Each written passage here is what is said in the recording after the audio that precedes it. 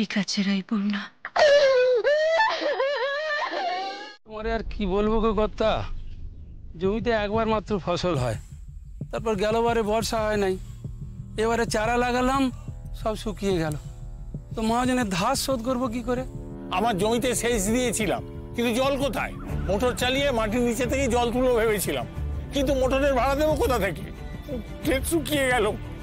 কয়েকখানা motor আছে মহাজনের ঘরে, আমাদের থেকে 3 গুণ ভাড়া বেশি চাইছে, সেই ভয়ে যাইনি। তোমাদের যে এই অবস্থা, এবারে সেটা গিয়ে বলনি? বলিনি ভেবেছো? সবই বলেছি, কিন্তু তাতেই তো বিপদ আরো বেড়েছে। মহাজন কারোর ঘর থেকে গরু তুলে নিয়ে যাচ্ছে, কারোর ঘর থেকে ছাগল তুলে নিয়ে যাচ্ছে, কারো ঘর দেখে দিয়ে যাচ্ছে নিয়ে নেবে বলে। কি ঘর নিয়ে নেবে বলেছে? এত বড় সাহস! সবার তো কিছু না কিছু বাধা আছে ওর কাছে, সেই জন্য তো ও ধরাকে সরা জ্ঞান করছে। কারো জমি জায়গা বাধা আছে, আবার কারোর। কি হলো? কি মোড়ল, থামলে কেন? বলো। দেখো মোড়ল, মুদেরকে যখন ডিকেছ তখন তোমাদের পেটের কথাগুলো সব খোলসা করে বলো, আর না হলে আমরা বিচারটা করবো কেমন করে? হ্যাঁ আরে বাবা, তোমরা কি ভয় পাচ্ছ? হ্যাঁ আরে কিসের ভয়? কি হারাবার আছে তোমাদের যে এত ভয় পাচ্ছ? কান্তি ভাই যা জিজ্ঞাসা করছে, যা জানতে চাইছে সব বলো। কি বলবো বলো? বাড়ির সমস্ত মেয়ে পর্যন্ত তুলে নিয়ে যাবে বলেছে, বাড়ির দাসী বাড়ি করে রাখবে। কৃতদাসী? তারও অধম, মেয়েগুলারে নিয়ে গিয়ে পাচার করবে। সব কটাকে পিছমোড়া করে গাছে বেঁধে গ্রামের লোকদের দিয়ে চাপকানো উচিত। দাঁতগুলো খুলে না হালের মুখে লাগিয়ে মাঠ চষানো উচিত। মন্দার বলো তো, তুলে আনি মহাজনের পক্ষে? রাতারাতি ইমন শিক্ষা দিব না যেন চোখ তুলে তাকাতে না পারে গায়ের দিকে। তোমরা পাশে থাকলে আমরা দল বেঁধে গিয়ে মহাজনের ঘরে হামলা করতে পারি।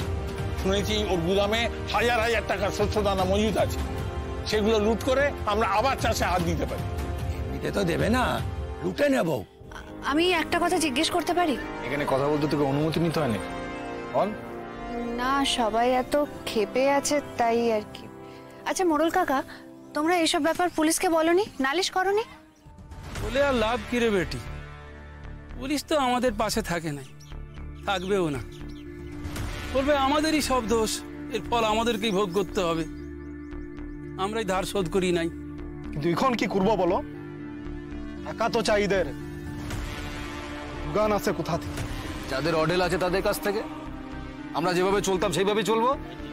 হ্যাঁ, একদম একদম কথাটাই ঠিক। আমাদের পথে চলতে হবে। তবে একটু আস্তে সবকিছু করতে হবে। আছে এখনো অনেকের বাড়িতে, তবে খুব বেশি দিন থাকবে না। সবাই সুযোগ খুঁজছে ওই গরিব মানুষগুলো সবকিছু লুট করে নেওয়ার জন্য। হঠাৎ করে দেখবি বাঘের মতো ঝাঁপিয়ে পড়েছে। পরের কথা পরে ভাব, আগে বল, গ্রামে যার যার বাড়িতে গরু গায়ে ছাগল আছে, সব মিলিয়ে 40 লিটার মতো দুধ পাওয়া যাবে রোজ? তা হতে পারে। বেশ, এখান থেকে শামুকটোলা কত দূর? সাইকেলে গেলে 1.5 ঘন্টা। ঘন্টা দেড়েক তো লাগবেই। শামুকটোলায় বেশ টুরিস্ট আসে, বেশ কয়েকটা চালু হোটেল দোকান এসবও আছে। সেখানে তো দুধ দই এসবের প্রয়োজন, তাদের সঙ্গে কথা বলবো, তাদেরকে দুধ সাপ্লাই করব। ভেবে চিন্তে কথা বলি না, দুধ বেচে ক টাকা ইনকাম করবি?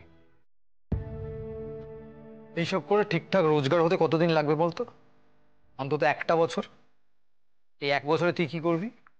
মহাজনের লোক যখন টাকা আদায় করতে আসবে তখন তারা তোর ভাবনা শুনবে। এই 1 বছরের মধ্যে আরো 5 জন গলায় দড়ি দেবে, আর কতজন লাঠির ঘা খাবে কোনো ধারণা আছে? এবার কিন্তু তোর যুক্তি কথা বলছে না ক্রান্তিভূষণ, তোর আবেগ কথা বলছে। দুটোকে এভাবে মিশিয়ে ফেলিস না। একটাবার গায়ের লোকজনদের বলি না আমার কথাগুলো, দেখি না তারা কি বলে। যদি তারা কিছুতেই না মানে তখন তাহলে আমরা অন্য কিছু ভাববো। বেশ, ঠিক আছে, তুই গ্রামের সকলকে বোঝা যা বলতে চাইছিস।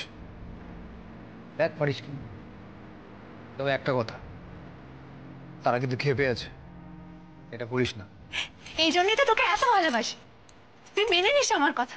না মানছি না, তোর ভুলগুলো যাতে তুই বুঝতে পারিস সেটা সুযোগ করে দিচ্ছি। তুই যখন গ্রামের সকলকে বোঝাবি না, আমি কিন্তু তখন উল্টো দিকে কথা বলবো।